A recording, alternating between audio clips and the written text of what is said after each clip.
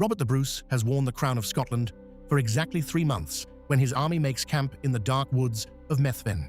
In the forest gloom, 500 mounted knights pull white linen shirts over their surcoats, masking every heraldic device. 6 miles west, inside the stone walls of Perth, 2,000 English soldiers wait under Aymer de Valence and the Dragon Banner, the signal that all laws of chivalry are formally suspended. There will be no quarter, there will be no ransom. The King of Scots has been crowned, but he has not yet been tested. His enemy is already moving through the forest. For over a decade, Scotland crushes under the severe military severity of Edward I. The nobility remains fractured into competing factions, chief among them the Bruce and Comyn dynasties. This internal blood feud gives the English a massive structural advantage. The English garrison at Perth holds over 2,000 professional paid troops, reinforced by armored pro-Comyn cavalry. This formidable force operates from behind thick stone fortifications, making their position mathematically serious. This internal blood feud turns a political rebellion into a merciless campaign of personal retribution. The political landscape alters fundamentally when a private conference ends in a sudden surge of blood. Inside the sanctuary of the Grey Friars Church, a drawn dagger strikes down John the Red Comyn directly before the high altar. Robert Bruce marches desperately on Scone to seize the vacant crown. He believes the Scottish nobility will unite under his royal standard once he is inaugurated. A heavy cold wax seal of the excommunication bull rests on a dark wooden table, its crimson ribbons trailing over sheepskin parchment. He stakes everything on a kingdom that is already tearing itself apart. A heavy crimson silk banner, bearing a stylized white dragon, whips violently in the cold wind. This specialized emblem signals that all traditional laws of chivalry are formally suspended. Aymer de Valence launches a rapid advance into the Scottish lowlands to crush the sacrilegious insurrection. He commands absolute directives from Edward I to execute the rebels without trial and give no quarter. King Robert relies on a core inner circle of elite armored knights who fight with fanatical devotion. This deployment of the Dragon Banner turns the campaign into a war of total subjugation. Aymer de Valence expects a brief, decisive campaign against a fractured enemy.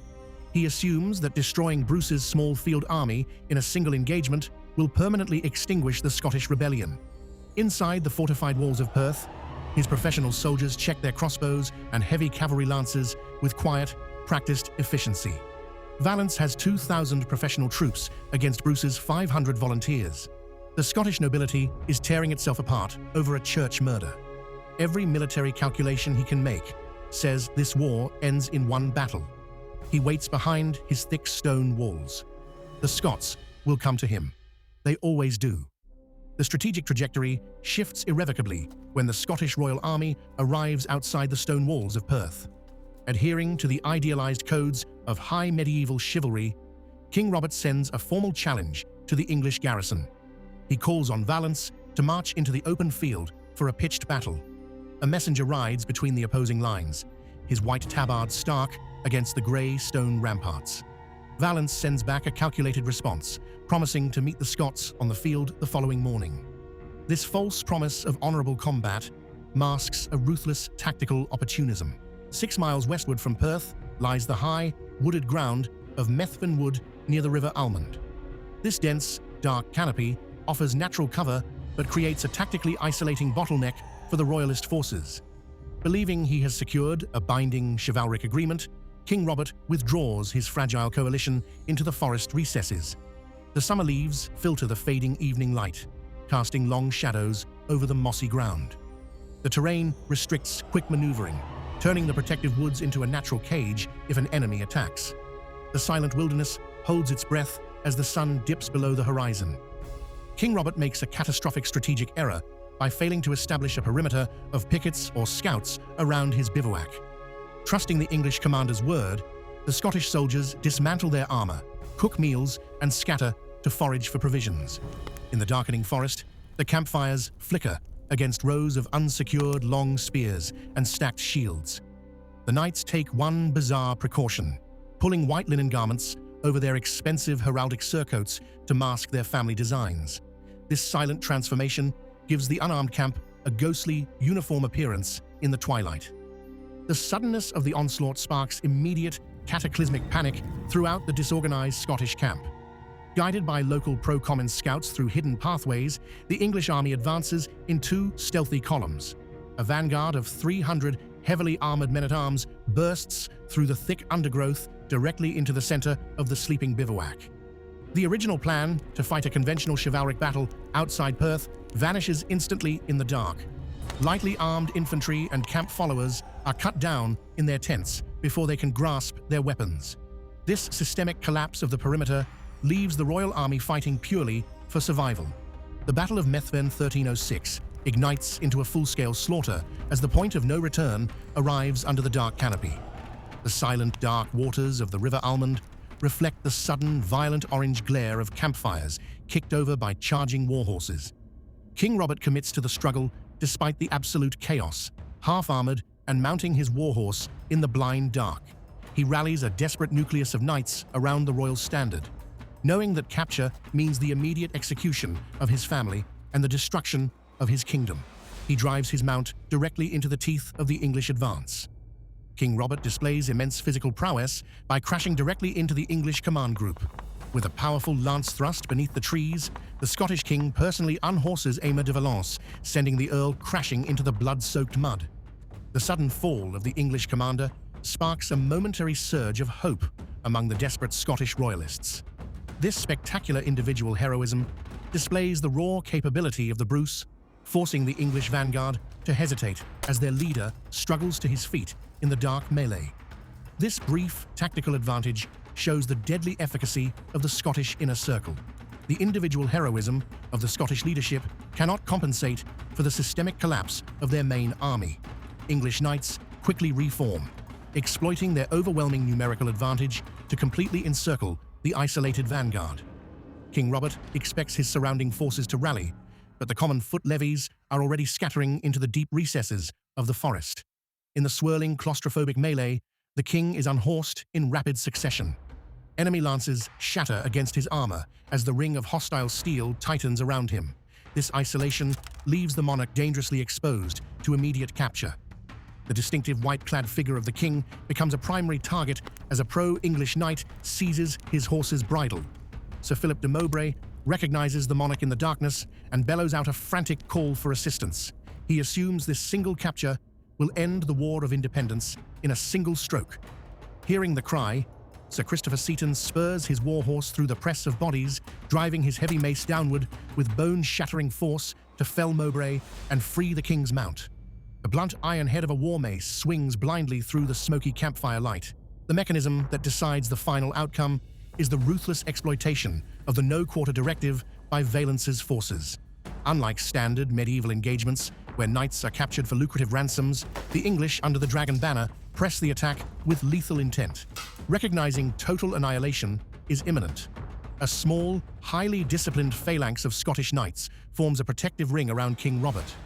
Using their heavy shields and long spears to absorb repeated cavalry charges, this tight knot slowly hacks a path westward through the lines. This tactical sacrifice allows the king to break free into the night as his army disintegrates. Within a single evening of bloody, unregulated violence, the newly crowned King of Scots is reduced to a desperate fugitive with fewer than 500 armed supporters. The battlefield falls silent, yielding relatively low overall casualties, but resulting in the near-total destruction of Bruce's political infrastructure. Those left behind in the chaotic collapse of the camp are systematically hunted down and captured by the English cavalry. The list of prisoners represents the very backbone of the early Scottish administration. The gallows already await the captured leaders of the rebellion. King Edward I orders the immediate execution of all prisoners taken in arms, unleashing a campaign of cold, calculating brutality. The royal chaplain and several prominent knights are publicly hanged, drawn, and quartered to terrify the population. The young Thomas Randolph, facing the immediate prospect of the gallows, preserves his life by swearing fealty to the English crown. For the remaining royalists, the aftermath is a descent into a nightmare of flight and structural disintegration across the rugged wilderness. This political destruction leaves the Scottish cause on the absolute brink of extinction. The English network tightens inexorably around the king's family as they flee north toward Kildrummy Castle. A traitor sets fire to the Great Hall, forcing the royal garrison to surrender to the Prince of Wales. Neil Bruce is taken to Berwick and executed with horrific cruelty, while the royal women are betrayed at a sanctuary. A rusted circular iron cage suspended from the cold, wind-swept stone walls of Berwick Castle sways slightly as rain lashes against its captive.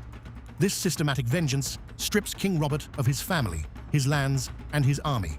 How does a newly crowned monarch survive the absolute ruin of his family and his reduction to a hunted fugitive in the remote edges of the world? Disappearing into the historical mist of a brutal winter on Rathlin Island, Robert the Bruce undergoes a dark night of the soul. The legendary stories of failure and persistence symbolize a deep psychological transformation. He recognizes that traditional feudal chivalry cannot defeat the professional military machine of England. This crushing defeat forces a complete rejection of conventional medieval warfare. And how does a broken commander apply the painful lessons of a night ambush when he faces his rival in a dramatic rematch? Returning to the Scottish mainland, Bruce abandons pitched battles in favor of a highly effective, ruthless guerrilla campaign. He uses his intimate knowledge of the rugged terrain to ambush isolated English garrisons and dismantle captured administrative hubs. This tactical evolution completely reverses the disasters of his early reign. This new doctrine of asymmetrical warfare sets the stage for a legendary confrontation.